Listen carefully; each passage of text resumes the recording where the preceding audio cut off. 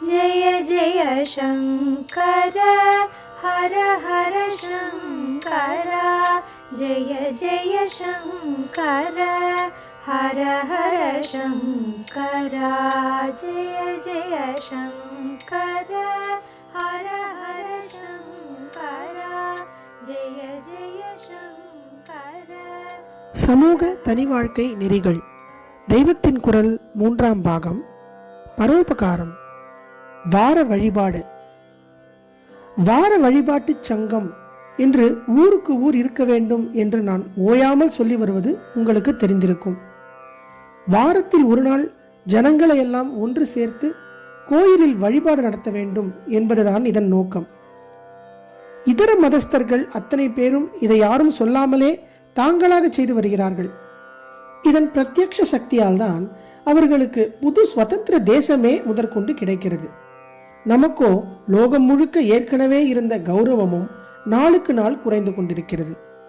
நம் ஜனங்கள் எல்லாரும் வாரத்தில் ஒரு நாளாவது ஒன்று சேர்ந்து தங்கள் கோணாமானாவையெல்லாம் விட்டுவிட்டு பகவானிடம் கொஞ்சம் மனசை கரைத்தால்தான் இந்த தேசத்துக்கு ஏதாவது நல்லது பிறக்க முடியும் என்றுதான் வார வழிபாட்டு சங்கம் நிறுவச் சொல்லி அநேக இடங்களில் ஆரம்பித்திருக்கிறார்கள். இவர்களே மேலே சொன்ன மற்ற பரோபகார ஜீவாத்ம கைங்கரிய பணிகளையும் எடுத்து நடத்த வேண்டும். தனி ஆர்கனைசேஷன் எதுவும் வேண்டாம். மாயவரத்தில் இருக்கிற திருப்பாவை திருவம்பாவை குழு இம்மாதிரி அநேக பணிகளை திட்டம் போட்டு செய்து வருகிறது. அதன் முக்கிய நோக்கம் பாவை மகாநாடு நடத்துவதும் பாவை புஸ்தகங்களை பள்ளிக்கூட பசங்களுக்கு ஃப்ரீயாக டிஸ்ட்ரிபியூட் செய்து பரீட்சை பண்ணி பிரைஸ் தருவதும் தான்.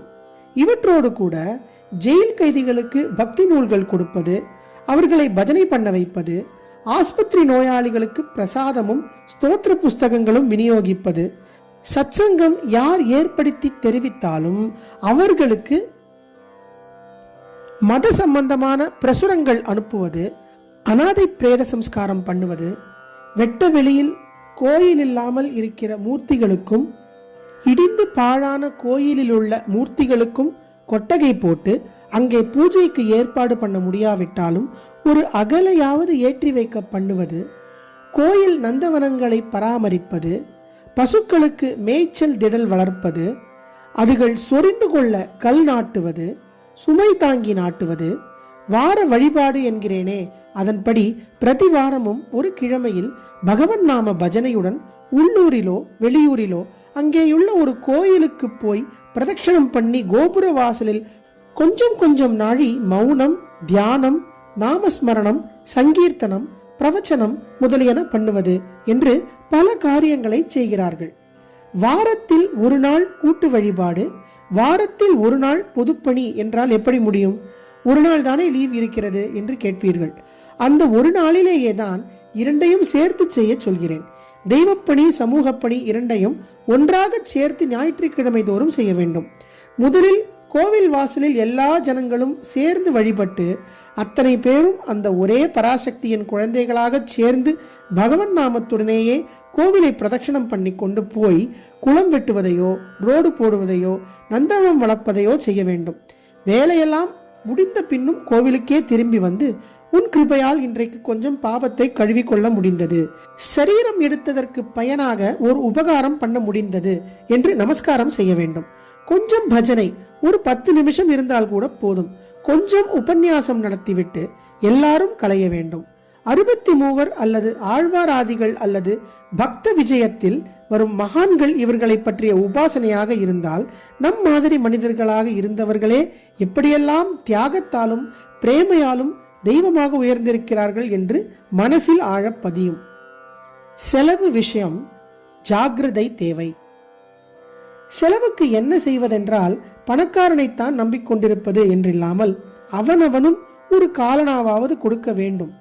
பணக்காரனும் சரீரத்தால் உழைக்க வேண்டும். ஏழையும் திரவியத்தால் துளி உதவி பண்ண வேண்டும். இதுதான் நிஜமான தியாகம். பணக்காரனை அதிக பணம் கேட்கவே கூடாது என்று எனக்கு அபிப்பிராயம். காரணம் சொல்கிறேன். யோசித்து பார்த்தால் பணக்காரன் பாடுதான் ரொம்ப கஷ்டம் என்று தோன்றுகிறது. அந்தஸ்து, ஸ்டேட்டஸ், பேர் இவற்றுக்காக அவன் அநேக காரியங்களை இஷ்டம் இருந்தாலும் இல்லாவிட்டாலும் செய்ய வேண்டியதாக இருக்கிறது. இது ஒவ்வொன்றுக்காகவும் தண்டம் அழ வேண்டி இருக்கிறது. பெரிய மனுஷன் என்று தெரிய வேண்டுமானால் அதற்கு அநேக கிளப்களில் மெம்பர் ஆக வேண்டும். அதற்காக சப்ஸ்கிரிப்ஷன் செலவுகள், அப்புறம் ஏதாவது 2 ஸ்கூல் காலேஜிலாவது என்டோமெண்ட் வைத்து பிரைஸ் கொடுக்க செய்ய வேண்டியிருக்கிறது. இதற்கப்புறம் டைட்டில் கீட்டில் வாங்குவதற்காக நேரே அப்படி தெரியாமல் பல தினசுகளில் செலவு செய்ய வேண்டும். கார், பங்களா, ட்ரெஸ், பொழுதுபோக்கு செலவுகள் வேறு. இவனுடைய கம்பெனியோ பண்ணையோ நன்றாக நடக்க வேண்டுமே, அதை உத்தேசித்து வெளியில் சொல்லக்கூடியதும் சொல்லக்கூடாததுமாக பல விதங்களில் செலவு செய்ய வேண்டும். இது ஓரளவுக்கு கடமை மாதிரியே ஆகிவிடுகிறது. இதெல்லாம் போதாது என்று அரசியல் கட்சிகள் வேறு டொனேஷனுக்கு வருகின்றன. அதிலும் இவனுக்கு வாஸ்தவத்திலேயே ஒரு கட்சியிடம்தான் அபிமானம். அது இருந்தால்தான் தனக்கு நல்லது என்று தோன்றினால் கூட அதற்கு மட்டும் டொனேஷன் கொடுப்பதோடு போக மாட்டேன் என்கிறது. இவனுக்கு பிடித்தாலும் பிடிக்காவிட்டாலும் ஒரு சமயத்தில் யாரிடம் நிர்வாகம் இருக்கிறதோ அவர்கள் இவன் தலையில் கை வைக்காமல் இருப்பதற்காக அந்த கட்சிக்கும் நிறைய கொடுத்து திருப்திப்படுத்த வேண்டியிருக்கிறது. இன்னும் அகத்தில் கல்யாணம், கார்த்திகை, ஃபீஸ்ட், அது இது என்றும் வாரிவிட வேண்டியிருக்கிறது. வரிகள் வேறு. செலவு செய்வதற்கும் தானம் பண்ணுவதற்கும் கூட வரி கொடுக்க வேண்டியிருக்கிறது. இந்த நிலையில் பாவம் மனசார இவன் எந்த நல்ல பணிகளுக்கு கொடுக்க ஆசைப்படுகிறானோ அதற்குத்தான் ரொம்ப குறைச்சலாக கொடுக்கும்படியாக ஆகிறது.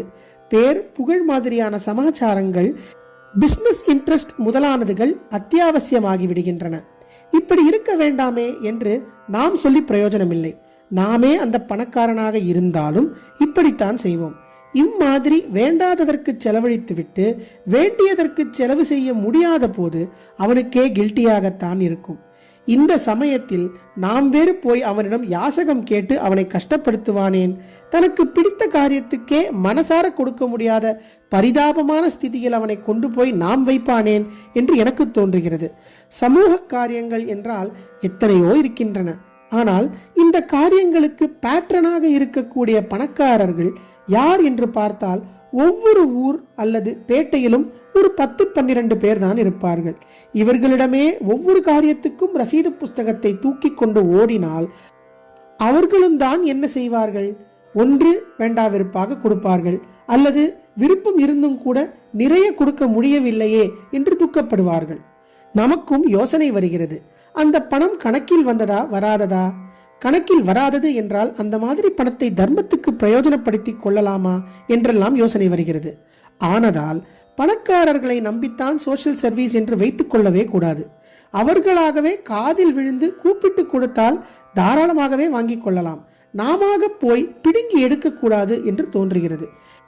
இதில் இன்னொன்று கூட, சில பணக்காரர்களே அதிக பங்கு செலவு ஏற்கிறார்கள் என்றால் அதனாலேயே அவர்களுக்கு சங்கத்தில் அதிக ரைட் உண்டாகிவிடும்.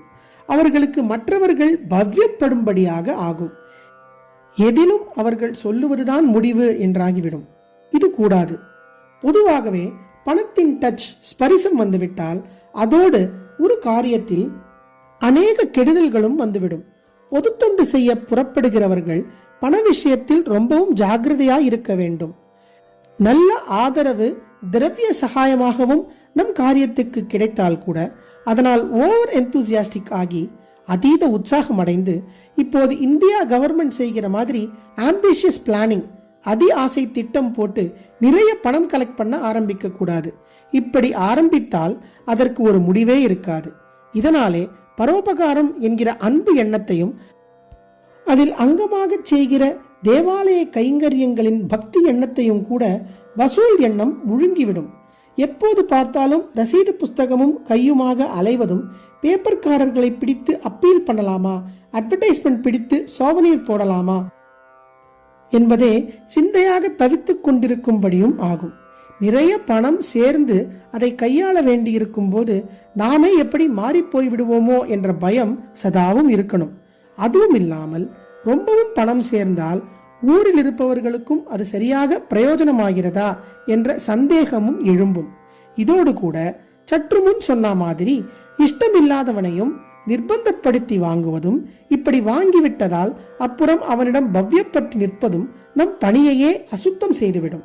ஆனதால் எந்த நல்ல காரியமானாலும் அதியாக அதை கொண்டு போய்விடாமல் அவசியத்தோடு நிறுத்தி கொண்டு செட்டும் கட்டும் சிக்கனமுமாவே அதற்கான வரவு செலவுகளை நிர்வகிக்க வேண்டும். பொது தொண்டுக்கு மூல பலம் பணம் இல்லை, ஐக்கியப்பட்ட மனம்தான் என்று புரிந்து கொள்ள வேண்டும். பணம் கொடுத்தவன் என்று எவனையும் பிரகடனப்படுத்தி அதனால் அவனுடைய புண்ணிய பலன் போய்விடும்படியாக செய்துவிடக்கூடாது. திருப்பூந்துறை ஐயனார் கோயிலில் குளம் வெட்டின போது பணம் வசூலித்து கூலி கொடுத்து காமகோடி பத்திரிகையிலும் நன்கொடைக்காரர்களின் பெயரை போட்டுவிட்டார்கள். அடுத்த இஷ்யூவிலேயே நான் கொட்டை எழுத்தில் இனிமேல் இப்படி பண பலத்தில் பண்ணாமல் ஆட்களின் அன்பு பலத்திலேயே பண்ண வேண்டும் என்பதற்காகத்தான் அப்படி போட்டோம் என்று நாசூக்காக மன்னிப்பு பச்சாதாபம் தெரிவிக்கிற மாதிரி பப்ளிஷ் பண்ண வைத்தேன். ஜெய ஜெய சங்கர, ஹரஹர சங்கர, மகாபிரிவா சரணம். जय जय शङ्कर हर हर शङ्कर, जय जय शङ्कर हर हर शङ्कर, जय जय शङ्कर हर हर